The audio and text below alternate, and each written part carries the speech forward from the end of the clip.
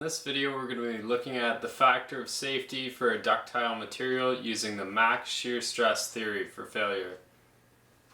Alright, first we're going to be doing a case where you have two plane stresses, in the X and the Y, but we don't have a plane shear. So this one's much simpler. So to find the factor of safety using max shear stress, all we really have to understand is that the maximum shear is sigma 1 minus sigma 3, where sigma 1 is the largest plane stress and sigma 3 would be the least, divided by 2, and essentially that boils down to the factor of safety equals the yield strength divided by sigma 1 minus sigma 3. Since we're only given sigma x and sigma y, we're not given sigma z, we're going to assume that sigma z equals 0.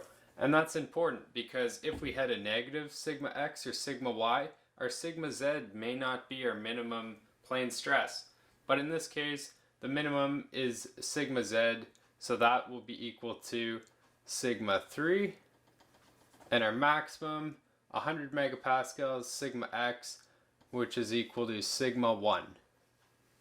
Here I've substituted our yield strength into our factor of safety equation and divided by sigma 1 minus sigma 3. And that's pretty easy math. 0, we don't care about that, times 10 to the 6 cancels with that. 300 divided by 100 equals 3. So that is our factor of safety given we have no plane shear.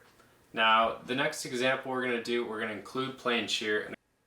Alright, here we have our new equations for dealing with plane shear as well as plane stresses. So here we've got negative 15 megapascals, and we're going to have to substitute that into our long equation to find our new principal stresses, because that's what will make up our new maximum shear, which we'll be using in our factor of safety. Alright, now that we have plane shear included in our stresses, we first need to find the principal stresses using this long equation, and this might look familiar. In morph circle, this would be the offset plus or minus the radius. Alright, so I substituted my plane stresses and plane shear into my principal stresses equation, and unfortunately the numbers weren't super nice. I got sigma A equals 104 megapascals and sigma B equals 45.9 megapascals.